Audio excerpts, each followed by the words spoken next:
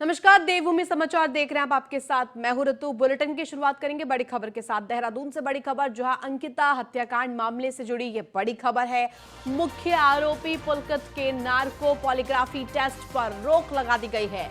Nainital high court ने narco और polygraph test पर रोक लगाई है और साथ ही साथ मामले में ADG law and order V Murugesan का बयान सामने आया है। पुलकित आर्य का पॉलीग्राफ टेस्ट किया जाना था, ये कहना है एडीजी का। और ऐसे में अब अंकिता हत्याकांड मामले से जुड़ी ये बड़ी खबर आप तक पहुंचा रहे हैं। नार्को और पॉलीग्राफी टेस्ट पर फिलहाल रोक लग गई है। लगातार मांग उठ रही थी कि आरोपी की पॉलीग्राफी टेस्ट के साथ साथ नार्को टेस्ट किया जाए, और अब फिलहाल इस पर रोक लगा दी गई है। देहरादून से इस वक्त की सबसे बड़ी खबर, क्योंकि अंकिता हत्याकांड में आए दिन नए नए ट्विस्ट सामने आ रहे हैं। अब नैनीताल हाईकोर्ट ने नार्को और पॉलीग्राफी टेस्ट पर रोक लगा दी है। मामले में ADG law and order V Murugesan का बयान सामने आया है। पुलकित आर्य का पॉलीग्राफी टेस्ट किया जाना था, लेकिन अब उस पर रोक लगा दी गई है।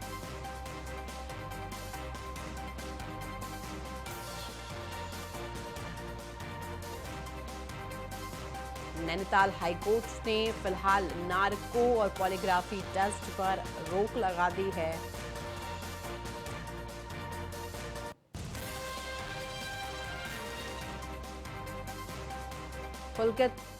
पुलकित आर्य आरोपी है। हमारे साथ ज्यादा जानकारी के साथ विशेष संवाददाता सुदीप जैन हमारे साथ जुड़ गया। सुदीप, क्योंकि अब नैनीताल हाईकोर्ट ने यह बड़ा फैसला लिया है, नार्को और पॉलीग्राफी टेस्ट पर रोक लगा दी है। जी देखिए, इस पूरे प्रकरण में जो नैनीताल हाईकोर्ट ने जो चर्चित उत्तराखंड का अंकिता भंडारी हत्याकांड है, उसके मुख्य आरोपी पुलकित आर्य के नार्को और पॉलीग्राफ टेस्ट पर रोक लगाती है। एकल पीठ ने सरकार से 3 सप्ताह में जवाब पेश करने को कहा है। इस मामले में सोमवार को अदालत में सुनवाई हुई थी, जिसके बाद अदालत ने ये निर्णय दिया है। दरअसल राज्य कोर्ट ने तत्काल जो ये दिनांक तय हुए थे, यानी जो डेट तय हुई थी जिस पर पॉलीग्राफ टेस्ट होना था, उस पर रोक लगाई है और सरकार से 3 सप्ताह में जवाब तलब किया है। अब राज्य सरकार की ओर से जो जवाब हाईकोर्ट को जाएगा, उसके बाद हाईकोर्ट का अगला निर्णय क्या होता है ये तो समय बताएगा। लेकिन इस मामले में राज्य सरकार से जवाब मांगा जाना ये सीधे तौर पर बताता है कि इसमें अभी जो राज्य सरकार का पक्ष है वो अदालत में आना बाकी। सुदीप, क्योंकि एडीजी भी कह रहे हैं कि पुलकित आर्य का पॉलीग्राफी टेस्ट होना था, किया जाना था, नार्को टेस्ट भी इसके साथ साथ होना था, लेकिन अंकिता हत्याकांड मामले में जिस तरह से नए नए ट्विस्ट आ रहे हैं, अब नैनीताल कोर्ट ने कह दिया है कि नहीं, इस पर रोक लगा दी है। और साथ ही साथ परिजनों की भी ये मांग थी। अंकिता के परिजन लगातार इस मांग पर अड़े हुए थे कि नार्को और पॉलीग्राफी टेस्ट कराया जाए, जिससे कि साफ हो सके सब कुछ। देखिए, इसके अंदर अब इस पूरे प्रकरण में असल जो एक इल्जाम है कि किसी वीआईपी के लिए अंकिता पर दबाव बनाया जा रहा था, उसको सर्विसेज देकर। तो इस बाबत चूंकि पुलकित आर्य कोई जवाब नहीं दे रहा है, पुलिस को पूछताछ में भी वो सहयोग नहीं कर रहा है, इसलिए पुलिस को इसके नार्को और पॉलीग्राफी टेस्ट की जरूरत है। जब हाईकोर्ट ये मामला गया तो हाईकोर्ट में कहा गया है, निचली अदालत के आदेश को चुनौती दी गई है। इसमें कहा गया है कि जांच अधिकारी ने सक्षम अदालत से उनका नार्को व पॉलीग्राफी टेस्ट कराने की अनुमति मांगी थी। मुख्य न्यायिक मजिस्ट्रेट प्रथम कोर्ट द्वारा ने अनुमति दी। इस आदेश से उच्च न्यायालय में चुनौती दी गई कि इस केस के 2 अन्य आरोपियों ने टेस्ट कराने की सहमति नहीं दी है। उन पर जांच अधिकारी के द्वारा बार बार इस टेस्ट कराने का दबाव डाला जा रहा है। वो नार्को व पॉलीग्राफी टेस्ट नहीं कराना चाहते हैं और ये संवैधानिक अधिकारों में बाध्य नहीं किया जा सकता, क्योंकि एक मामले में यदि 3 लोग हैं और 2 के बयान नहीं हो रहे हैं, एक को हो रहा है एक का बयान, तो ये सारा विषय संदिग्ध हो जाता है। ऐसा बचाव पक्ष के अधिवक्ता का, यानी पुलकित आर्य के अधिवक्ता पक्ष का हाईकोर्ट में कहना है। ठीक है। 30 सप्ताह में जवाब जो राज्य सरकार का जाएगा, उसके बाद इस मामले में हाईकोर्ट के अगली डेट पर सुनवाई होकर स्थिति साफ होगी।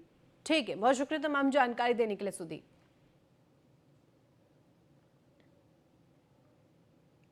वही वित्त मंत्री निर्मला सीतारमण ने बुधवार को आम बजट 2023-24 संसद में पेश किया। बजट पेश होने के बाद उत्तराखंड के मुख्यमंत्री पुष्कर सिंह धामी ने प्रतिक्रिया दी है। उन्होंने कहा है कि पीएम मोदी को धन्यवाद देना चाहता हूं और देश के लोगों के सामने शानदार बजट पेश करने के लिए वित्त मंत्री निर्मला सीतारमण को बधाई देता हूं। यह बजट देश के साथ साथ दुनिया के लोगों की उम्मीदों पर खरा उतरेगा। यह बजट सभी के लिए मैं कहूँगा कि सर्वस्पर्शी भी है और सर्वग्राही भी है। यह बजट भारत के गरीब लोगों को समर्पित है और एक भारत श्रेष्ठ भारत जो कल्पना माननीय प्रधानमंत्री जी की है, उस कल्पना को साकार करने वाला बजट है। यह बजट सबका साथ, सबका विकास, सबका प्रयास और सबका साथ सबका प्रयास सबको लेकर चलने वाला बजट है। इस बजट में सभी वर्गों का विशेष रूप से चिंता की गई है। आधारभूत संरचना, आगे के जो डेवलपमेंट के कार्य हैं, इंफ्रास्ट्रक्चर है, हेलीपोर्टों का विकास है, नए एयरपोर्ट बनाने हैं, उन सभी पर रखा गया है। और राज्यों के लिए भी इस बजट में विशेष रूप से प्रावधान किया गया है। हमें भी उम्मीद है कि निश्चित रूप से हमारे सीमांत क्षेत्रों को और हमारे जैसे हिमालयी प्रदेशों को भी निश्चित रूप से इस बजट में विशेष रूप से आगे बढ़ने का जो एक प्रस्ताव है, हम सबको जो है हमारी अपेक्षा अनुसार होना चाहिए। धन्यवाद करना चाहता हूँ, निर्मला सीतारमण जी को बधाई देना चाहता हूँ कि उन्होंने एक शानदार बजट जो देश की जनता के सामने रखा है। यह देश की जनता के साथ साथ विश्व की उम्मीदों को भी, उनकी अपेक्षाओं को भी पूरा करने वाला बजट होगा। यह बजट आम जनता का बजट है। 130 करोड़ भारतवासियों के लक्ष्य को पूरा करने वाला विजन इस बजट में साफ दिखाई देता है। गरीबों का बजट है। इसके साथ साथ नए भारत का संकल्प भी इस बजट में दिखाई देता है। यह बजट वही न्यूज वन इंडिया के विशेष संवाददाता सुदीप जैन ने वित्त मंत्री प्रेमचंद अग्रवाल से बजट को लेकर खास बातचीत की है। आपको सुनवाते हैं। उत्तराखंड के वित्त मंत्री प्रेमचंद अग्रवाल जी, इनसे बातचीत करते हैं। सर, इस बजट को पहली नजर में आपकी प्रतिक्रिया के तौर पर हम कैसे समझें? ये आम आदमी के लिए कितना हितकारी बजट होने वाला है? देखिए, मैं जिस प्रकार से आज सेंसेक्स में उछाल आया है, जिस प्रकार से 5 लाख से 7 लाख की आयकर में छूट पूरी तरह से दी गई है और पुरानी जो हमारी स्कीम है उसमें कटौती करके यानी 7 से 5 स्लैब्स में लाने का काम किया गया, तो मैं इसे बहुत संतुलित बजट के रूप में महसूस करता हूं। और जिस प्रकार से ये बजट माननीय हमारी केंद्रीय वित्त मंत्री जी ने पेश किया है और हमारे माननीय प्रधानमंत्री जी के मार्गदर्शन में जिस प्रकार से हर वर्ग को इसमें साधने का काम किया गया है, मैं कह सकता हूँ ये बहुत अनुशासित बजट है, बहुआयामी बजट है और आने वाले समय पे इसका जब असर दिखाई देगा तो इसे कह सकता हूँ बहुमुखी ये बजट है। और चारों तरफ, चाहे किसानों की बात करें, युवाओं की बात करें, महिलाओं की बात करें, हमारे इंफ्रास्ट्रक्चर बढ़ाने की बात करें और रोजगार बढ़ाने की दृष्टि से बात करें, तो सभी दृष्टि से ये बजट बहुत ही अच्छा बजट है, बहुत सुंदर बजट है। और शायद कुछ लोगों ने तो इतनी उम्मीद नहीं की होगी, उससे ज़्यादा देने वाला ये बजट इस बार माननीय हमारी वित्त मंत्री जी ने पेश किया है। सर, उत्तराखंड के लिहाज से अगर देखें तो इसे आप कैसे देखते हैं? क्योंकि कई एयरपोर्ट्स आज के विस्तार की बात कही गई है, ये कितना बेनिफिट होगा उत्तराखंड के लिहाज से, उत्तराखंड स्टेट की नज़र से समझें? आप जानते हैं, जब हमारे यहाँ जौलीग्रांट एयरपोर्ट बना तो पर्यटन और तीर्थ यात्रा दोनों बढ़ी थी और उसी दृष्टि से अब 50 और नए एयरपोर्ट्स बढ़ाने का काम हमारे इस बजट में किया गया है, उसका प्रावधान किया गया है। तो मैं मान के चलता हूँ इससे जहाँ पर्यटन दृष्टि से भी लाभ होगा, व्यापारिक दृष्टि से भी लाभ होगा और जो प्रावधान अन्य क्षेत्रों में किए गए हैं उससे निवेश बढ़ने की जो बात मैं महसूस कर रहा हूँ, तो ऐसी स्थिति में हमारे उत्तराखंड को इस दोनों दृष्टि से बहुत बड़ा लाभ आने वाले टाइम पे हमें दिखने को मिलेगा। सर, मौजूदा मोदी सरकार का ये अंतिम बजट है। अगले बजट वर्ष में सरकार चुनाव मोड में होगी। बजट में जो आयकर की सीमा 5 से 7 की गई, 2 लाख रुपए की और रियायत दी गई, तो क्या न माना जाए लोकसभा चुनाव को देखते हुए थोड़ा सा रिझाने की भी एक कोशिश है, जो बीते दिनों से लोग नुकसान उठा रहे थे? नहीं, ऐसा नहीं है। आप यूं कह सकते हैं कि माननीय प्रधानमंत्री जी का एक ही मूल मंत्र है, सबका साथ सबका विकास। और लगातार अपने जब भी बजट पेश किया गया हर बार नई चीज़ नई चीज़ें उसमें प्रस्तुत की गई हैं। और जिस प्रकार से आज पूरे वैश्विक दृष्टि से हम देखें तो मंदी का दौर है, उसमें हमारा मजबूत अर्थव्यवस्था की दृष्टि से ये बजट पेश हुआ है। और आप देखिए 5 लाख से 7 लाख रुपया जो आयकर में छूट दी गई है, ये तो वास्तव में बहुत अच्छा बजट कह सकते हैं। हर वर्ग इसमें बहुत संतुष्ट दिखाई दे रहा है। और चारों तरफ से जिस प्रकार से मैंने कहा कि सेंसेक्स में उछाल आया है, तो मान के चलिए सबने इसको पसंद किया है। और धीरे धीरे जब लोग इसको पूरे और विस्तार से समझेंगे तो मैं ये कह सकता हूँ कि बहुत ही राहत देने वाला जनहित का ये बजट है, आम जनता का ये बजट है और जनता के लिए बहुत संतुलित बजट ये मैं कह सकता हूँ। तो ये थे उत्तराखंड के वित्त मंत्री डॉक्टर प्रेमचंद अग्रवाल, जिन्होंने कहा ये जो बजट है ये आम आदमी का बजट है और आयकर की स्लैब में जो रियायत दी गई उससे निश्चित तौर पर आम आदमी को बड़ा फायदा होगा। कैमरा सहयोगी अंजीत के साथ सुदीप जैन, न्यूज़ 1 इंडिया, देहरादून। वहीं लखनऊ के 2 दिवसीय दौरे से लौटे मुख्यमंत्री पुष्कर सिंह धामी ने मीडिया से बातचीत की, जहां मुख्यमंत्री पुष्कर सिंह धामी ने कहा कि 22 सालों से हमारे और उत्तर प्रदेश के जो परिसंपत्तियों मामले में जो अड़चनें चली थी वह अब दूर हो गई है। अधिकतर मामले तो 2021 में जो कि बैठक में हुई थी उसी में निस्तारण हो गया है। बाकी जो कुछ मामले बचे हैं उनके लिए उत्तर प्रदेश के मुख्यमंत्री योगी आदित्यनाथ ने अपनी सहमति दे दी है और धीरे धीरे सभी मामलों का निस्तारण हो रहा है, जिसके लिए सीएम धामी ने सीएम योगी आदित्यनाथ का आभार भी ज्ञापित किया है। योगी जी का बहुत धन्यवाद करता हूँ कि पिछले 22 सालों से बहुत सारे जो मामले हमारे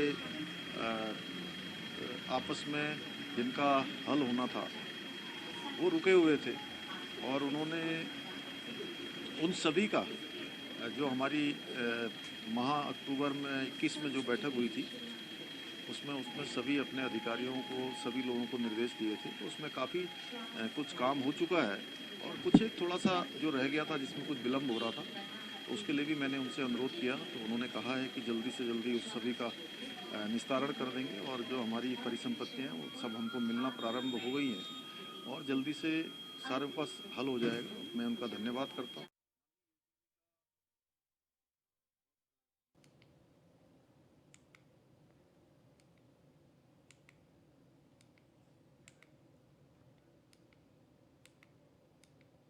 वहीं जोशीमठ में चल रहे विकास कार्य को लेकर मुख्यमंत्री पुष्कर सिंह धामी ने कहा कि वहां पर हमारे 4 धाम यात्रा को लेकर कई महत्वपूर्ण प्रोजेक्ट चल रहे हैं, जिसको कुछ लोग अनावश्यक रुकवाने का कार्य कर रहे हैं।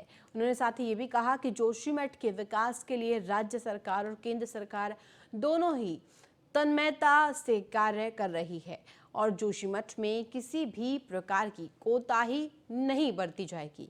इसके लिए हम वचनबद्ध हैं, लेकिन इन सभी कार्यों की आड़ में कुछ लोग गलत एजेंडे चला रहे हैं जो ठीक नहीं है।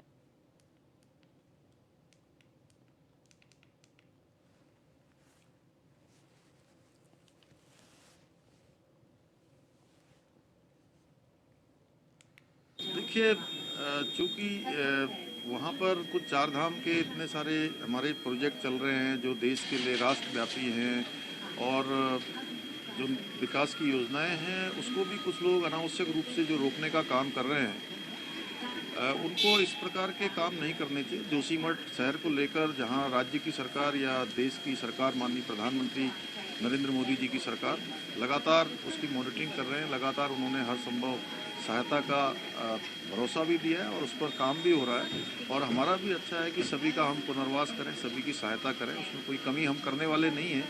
लेकिन अनावश्यक रूप से जो कुछ लोग इसकी आड़ में अलग प्रकार के एजेंडे चला रहे हैं वो ठीक नहीं है। वहीं उत्तराखंड के कैबिनेट मंत्री गणेश जोशी के इंदिरा और राजीव गांधी की शहादत को एक्सीडेंट बताने वाले बयान पर सियासत गर्मा गई है। देहरादून में कांग्रेस नेताओं ने उनके बयान के विरोध में प्रदर्शन किया। साथ ही सीएम पुष्कर सिंह धामी से गणेश जोशी को मंत्री पद से हटाने तक की मांग कर दी है। वहीं कांग्रेस विधायक प्रीतम सिंह ने कैबिनेट मंत्री गणेश जोशी की भाषा को सड़क छाप गुंडे जैसी भाषा करार दिया है। पूरी दुनिया ने इसको देखा है कि जब देश की प्रधानमंत्री इंदिरा गांधी जी पर हमला हुआ, उनकी शहादत हुई, राजीव गांधी जी की शहादत हुई। उस शहादत को पूरी दुनिया नमन करती है, प्रणाम करती है। लेकिन प्रदेश में मंत्री के पद पर विराजमान जरूर हैं गणेश जोशी, लेकिन उनका बौद्धिक स्तर और उनके द्वारा कही गई बात कहीं लगता नहीं है कि एक मंत्री ने बयान दिया है। ऐसा लगता है कि जैसा कोई सड़क छाप गुंडा कोई बात कह रहा हो। पूरी वही देहरादून के घंटाघर स्थित कॉम्प्लेक्स में फर्जी मार्कशीट बनाने का मामला सामने आया है, जहां 10वीं और 12वीं कक्षा के फर्जी सर्टिफिकेट तैयार कर 10 से 15,000 रुपए में बेचे जाते थे। मामले में पुलिस ने एक आरोपी रामकिशोर को गिरफ्तार किया है, जो खुद 5वीं पास है। वहीं पुलिस ने दूसरे आरोपी की गिरफ्तारी के लिए टीमें मुजफ्फरनगर भेजी है। आरोपी जो है वो national council for research education नाम से एक ट्रस्ट बनाया हुआ था। आरोपियों ने इसी ट्रस्ट के जरिए ये वारदात को अंजाम दिया है। इसी नाम से सर्टिफिकेट जारी किया करते थे और साथ साथ गिरोह के लोग 10वीं और 12वीं कक्षा की फर्जी सर्टिफिकेट बिहार और अरुणाचल में बेचा करते थे। वहीं फर्जी सर्टिफिकेट तैयार करने के लिए 10 से 15,000 रुपए लिए जाते थे। ये जो शॉपिंग कॉम्प्लेक्स है उसमें L21 जो दुकान है वहाँ पर आश्रय फाउंडेशन नाम से एक एनजीओ चल रहा था और इस एनजीओ के बारे में हमको जानकारी मिली कि यहाँ पर जो है फर्जी 10th के 12th की क्लासेस के जो हैं वो अंक तालिका प्रमाण पत्र बन रहे हैं। इस पर हमारे कोतवाली पुलिस और एसओजी ने संयुक्त रूप से काम किया। इसको मतलब एसपी क्राइम, एसपी सिटी और सीओ के नेतृत्व में इसको पूरा ऑपरेशन को अंजाम दिया गया। इसमें पता चला कि इसमें 3 लोग इन्वॉल्व हैं। एमडी वो यूपी के बिजनौर का रहने वाला युवक दोस्तों के साथ कोटद्वार सिद्ध बलि दर्शन के लिए पहुंचा था। यहां से उनका विचार बद्रीनाथ धाम दर्शन का हुआ और वो सभी ऑटो से ही बद्रीनाथ धाम के लिए रवाना हो गए। जैसे ही चेकिंग कर रहे आरटीओ की नजर ऑटो पर पड़ी तो वो भी हैरान हो गए। मौके पर ही ऑटो को सीज किया गया। चेकिंग के दौरान हमें ऑटो संचालित पाया गया छतरीधार पर और जिससे में मोटर व्हीकल जो हमारा अधिनियम है उसके तहत विभिन्न धाराओं में हमें इसका चालान किया और निरुद्ध कर दिया गया, क्योंकि ये ऑटो जो है उसका संचालन पर्वतीय मार्गों में सुरक्षित नहीं है। इसके तहत इसे बंद कर दिया गया और ये ऑटो पर्वतीय मार्गों पे भी इसका चालान सुरक्षित न होने के कारण मतलब विभिन्न ऑटो वालों को भी ये संदेश जाना चाहिए कि पर्वतीय मार्गों में इनका संचालन वही रुद्रपुर में जिला प्राधिकरण की 15वीं बैठक बोर्ड बैठक में कुमाऊं कमिश्नर दीपक रावत शामिल हुए। बैठक में 12 प्रस्ताव लाए गए, जिसमें 10 प्रस्तावों पर मुहर लगी और 2 प्रस्ताव अस्वीकार कर दिए गए। इसके लिए अलावा से बैठक में रुद्रपुर और काशीपुर महायोजना को लेकर भी चर्चा की गई। पार्किंग वाली बात आपने उठाई, उसमें यह है कि जो 50 स्क्वायर मीटर तक के प्लॉट एरियाज हैं कमर्शियल, उसमें पार्किंग के लिए कोई शुल्क लिया जाना है। तो निर्णय लिया गया कि इसमें जो सर्कल रेट है उस जगह का उसका 10% इसको हम लेंगे, लेकिन कहीं पे अगर ये धनराशि बहुत कम आ रही है 10% के हिसाब से तो न्यूनतम इसको 50,000 फिक्स किया गया। नैनीताल में भी इसको 50,000 फिक्स किया गया और कुछ इस तरह के प्रपोजल्स थे जहाँ पे कि कुछ छूट है जो बोर्ड की ओर से अनुमति थी, जैसे पेट्रोल पंप्स के केस में है। कुछ एक जगहों पे जहाँ पे मौके पे कोई घर बनाना चाहता है लेकिन वो ज़मीन कमर्शियल है, उस तरह की प्रपोजल्स को अनुमति दी गई। उत्तराखंड पुलिस की ओर से बीते साल दिसंबर महीने से फरार वांटेड और इनामी क्रिमिनल्स की धरपकड़ के लिए स्पेशल ऑपरेशन चलाया जा रहा है। इस दौरान 800 वांटेड अपराधियों को गिरफ्तार भी किया गया है। 60 अपराधियों की संपत्ति भी कुर्क की गई है। इस अभियान की प्रभावी कार्रवाई को देखते हुए इसे अभी 1 महीने के लिए बढ़ाया गया है। पिछले 2 महीने वांटेड क्रिमिनल्स का हमारे जो अरेस्ट करने के लिए एक ड्राइव चला था, वांटेड क्रिमिनल्स जो इनामी अपराध है, और गैंगस्टर एक्ट के तहत प्रॉपर्टी अटैचमेंट की। उस अभियान के 2 महीने का अंत में आज लास्ट डेट है, हमने एक रिव्यू करा है, तो इसको और 1 महीना और बढ़ाने के लिए निर्णय ली गई है डीजी साहब की तरफ से, और 1 महीने इस पे कार्रवाई चलेगी। अब तक के कार्रवाई में हमारे अराउंड 800 के आसपास लोग अरेस्ट हुए हैं जो हमारे वांटेड्स थे। उस पे अबाउट 264 लोग हैं वो वांटेड विद रिवार्डेड थे। तो और हमारे ऑलमोस्ट अभी अटैचमेंट के लिए 38 करोड़ का प्रॉपर्टीज का आइडेंटिफाई किए हैं और उसको डिस्ट्रिक्ट मजिस्ट्रेट के पास भेजे हुए हैं विभिन्न जनपदों में। उसमें भी आगे उत्तराखंड का स्वास्थ्य विभाग सीनियर डॉक्टरों की एक टीम को स्वास्थ्य मंत्री के साथ ताइवान भेज रहा है। ये टीम ताइवान के एडमिनिस्ट्रेटिव स्किल को समझेगी और उसे भविष्य में उत्तराखंड के अंदर लागू करेगी, ताकि यहाँ के आम इंसान को भी सरकारी हॉस्पिटल में बेहतर इलाज मिल सके।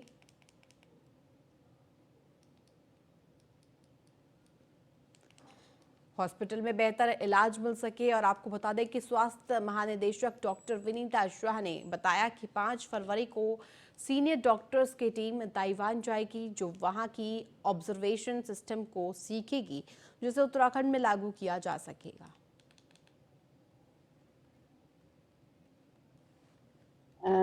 ताइवान में एडमिनिस्ट्रेटिव स्किल पे टीम हमारी जा रही है सीनियर डॉक्टर्स की, और वहाँ से जो वो भी ऑब्जर्वेशन होंगे और उसको यहाँ के सिस्टम में लागू करने की कोशिश करेंगे। वहीं लालकुआ में तराई पूर्वी वन प्रभाग के अंतर्गत पहली बार वन विभाग और ओरिएंटल टेलर्स की संयुक्त टीम ने स्थानीय और प्रवासी पक्षियों की गणना की।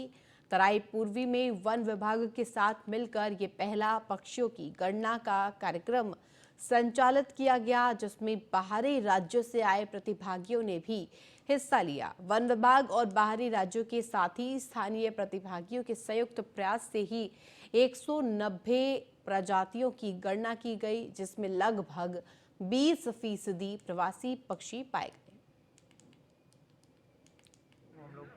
पता नैनीताल में रहते हैं और वहाँ से हमारा एक कार्यक्रम चलता है, और इस दौरान हमने ये फर्स्ट बर्ड एंड बायोडाइवर्सिटी सर्वे जो है वो तराई ईस्ट में करवाया है। हमारा भाग्य रहा है कि हम लोगों ने ये एक सपोर्टिव प्रोग्राम तराई ईस्ट फॉरेस्ट डिवीजन के साथ हुआ है, जिसमें कि पार्टिसिपेंट जो हैं कम से कम 6 राज्यों से यहाँ पर आए हुए हैं, और यहाँ पे 22 पार्टिसिपेंट जो हैं उनको 12 टीमों में डिवाइड किया गया था। ये पूरे 9 रेंजों में कराए गए हैं तराई ईस्ट के डिवीज़न में। हमारा अभी तक का जो आंकड़ा है वो 190 स्पीशीज़ का है। तराईपुरी वन प्रभाग के अंतर्गत जो है बहुत अच्छा जो है एक हैबिटेट है प्रवासी पक्षियों के लिए, एवं जो है तो यहाँ के रेजिडेंट बर्ड्स हैं उनके लिए। तो इस पर्टिकुलर कंपोनेंट में बर्ड्स का जो सर्वे है पहले बहुत पूरा टोटल एक्सक्लूसिव सर्वे हो नहीं पाया है, तो जिसकी वजह से जो है जितनी भी प्रजातियाँ यहाँ पे बर्ड्स की है उनका जो है अध्ययन नहीं हो पाया। तो इसी क्रम में इस बार हमारे द्वारा एक ओरिएंटल ट्रेल संस्था है, इनके साथ में जो है इनके कोऑर्डिनेशन में हमारे द्वारा एक बर्ड काउंट सर्वे जो है वो करवाया गया है। ये बताते हुए मुझे खुशी हो रही है कि इस पूरे टोटल क्षेत्र में तराई पूर्वी के क्षेत्र में जो लगभग किच्छा से शुरू होता है और नेपाल बॉर्डर तक है, इसमें 190 से भी अधिक प्रजातियाँ जो हैं। वह राजकीय इंटर कॉलेज अल्मोड़ा में जिला स्तरीय इंस्पायर अवार्ड प्रतियोगिता का आयोजन किया गया, जिसमें कि जिले के अलग अलग स्कूलों की कुल 95 छात्र छात्राओं ने हिस्सा लिया। इस दौरान विद्यार्थियों ने अपने प्रोजेक्ट की प्रदर्शनी भी लगाई। देहरादून से पहुंची टीम ने छात्रों द्वारा बनाए गए प्रोजेक्ट का निरीक्षण कर उनसे मॉडल से संबंधित जानकारी ली, जिसके आधार पर छात्रों के मॉडल का मूल्यांकन किया गया। जनपद स्तरीय प्रतियोगिता यहाँ पे है, तो 95 बच्चे जो विभिन्न विकास खंडों के हैं जो यहाँ पे प्रतिभाग कर रहे हैं, जिसमें गवर्नमेंट स्कूल के बच्चे भी हैं, प्राइवेट स्कूल के बच्चे भी हैं, और ये यहाँ पे अपना प्रोजेक्ट अपलोड कर रहे हैं। और यहाँ पे जो चयन होंगे इसमें से आप जितने बच्चों का, कम से कम 10 बच्चों का जो चयन होगा वो राज्य स्तरीय DLPC होगी, वहाँ पर अपने प्रोजेक्ट को वहाँ पे वो करेंगे। तो मार्गदर्शक शिक्षक के साथ बच्चे यहाँ पे आज प्रतिभाग कर रहे हैं। सर मॉडल इसमें यह है कि इंस्पायर्ड अवार्ड के अंतर्गत इसका एक थीम है कि छोटी जो समस्याएं हैं, बच्चों को अपने आसपास में जो समस्याएं दिखती हैं उन समस्याओं के समाधान वो कैसे निकाल सकते हैं। बहुत उच्च स्तर वो इसमें गैजेट टाइप के मॉडल यहाँ पे नहीं चलते हैं। जैसे आपका गैस सिलेंडर का है, गैस सिलेंडर का ढक्कन खोलने में बहुत दिक्कत का सामना करना पड़ता है। अगर बच्चा सोचता है कि कोई ऐसा डिवाइस बना दे छोटा सा, अगर उसको लगाए और ढक्कन आसानी से खुल जाए, या कहीं पर जो आपका क्या कहते हैं कोई ट्रॉली बैग है, सीढ़ी में बहुत वजन उठाना पड़ता है, तो उस पर कोई टायर लगा के आसानी से उसको ले जा सके। जनपद स्तरीय प्रतियोगिता यहाँ पे है, तो 95। तो चलिए फिलहाल देवभूमि उत्तराखंड के इस खास बुलेटिन में बस इतना ही। आप देखते रहिए न्यूज़ 1 इंडिया।